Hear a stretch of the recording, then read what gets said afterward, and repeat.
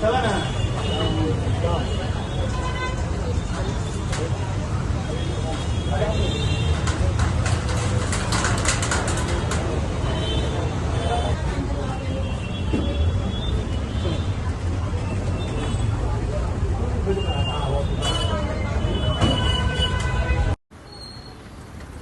राज्यामध्ये विविध ठिकाणी भेसळयुक्त पदार्थाची कारवाई होत असताना पाहायला मिळत आहे आणि त्यातच आयुक्त तुकाराम मुंढे यांनी संपूर्ण राज्यामध्ये कारवाई सुरू केली असता त्याच पार्श्वभूमीवरती देखील बोगस अधिकारी एफडीएचे असल्याचं देखील धक्कादायक वास्तव वसईमध्ये उघड झालेलं आहे।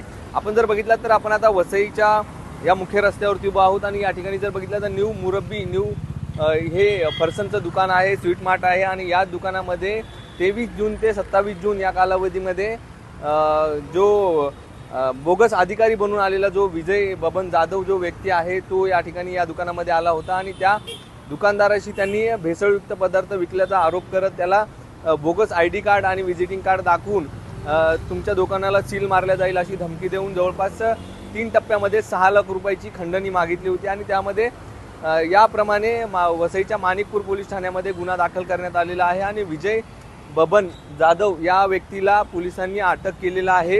अशाच पद्धतीने त्याच्यावरती बोरोली पोलीस ठाण्यामध्ये देखील एफडीएचा बोगस अधिकारी असल्याचा गुन्हा देखील दाखल झालेला आहे। सध्या माणिकपूर पोलिसांनी विजय बबन जाधव या व्यक्तीला अटक करण्यात आलेला असून त्याला आज न्यायालयामध्ये हजर करण्यात येत आहे। त्यामुळे जे एफडीएच्या कारवाया होत आहेत आणि एफडीएचे अधिकारी आता बोगस निघत असल्याने उघड होत असल्यामुळे आता सर्वसामान्य नागरिकांमध्ये एक भीतीचं वातावरण पसरलेलं आहे। कारण व्यापारी वर्गामध्ये जी एफडीएच्या अधिकाऱ्याचा जो मान सन्मान असतो तो कुठेतरी आता नाहीसाचा होत असताना दिसून येत आहे। त्यामुळे आता विजय बबन जाधव या आरोपीने नेमक्या कोणत्या व्यापाऱ्याला काय धमक्या दिलेल्या आहेत आणि किती पैशाची मागणी केलेली आहे हे मात्र आता माणिकपूर पोलिसांच्या तपासानंतर समोर येणार आहे।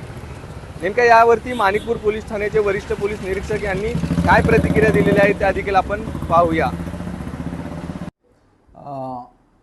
बोगस म्हणजे बनावट ID कार्ड तयार करून मी FDIचा अधिकारी आहे असे जाऊन एका स्वीट मार्टच्या मिठाईच्या दुकानामध्ये गेला होता आणि त्यांचे कागदपत्रे तपासून 3 टप्प्यामध्ये 6 लाख रुपयाची मागणी केली होती म्हणून माणिकपूर पोलीस स्टेशन येथे गुन्हा दाखल करण्यात आलेला आहे।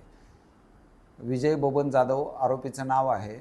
याच आरोपीने बोरोली पोलीस स्टेशन येथे देखील अशा प्रकारे बनावट अधिकारी म्हणून पैशाची मागणी केली असताना त्यांना बोरोली पोलीस स्टेशन येथे अटक करण्यात आलं होतं। त्याचा ताबा घेऊन माणिकपूर पोलीस स्टेशन येथे आणलेला आहे।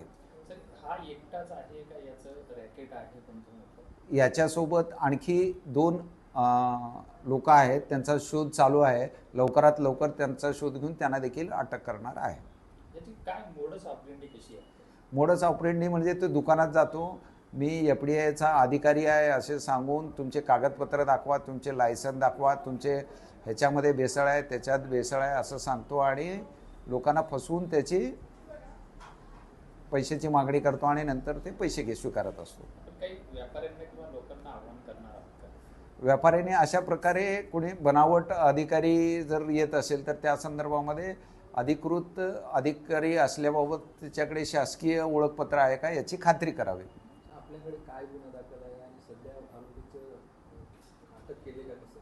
हां, आरोपीला अटक केलेला आहे। अटक करून त्यांना रिमांडसाठी माननीय न्यायालयात हजर केलेला आहे। काय कलम लावण्यात आले? त्याच्यासाठी कलम त्याच्या फसवणुकीच्या बाबतीत आहे आणि त्याचे साथीदार आहे म्हणून त्यांना आम्ही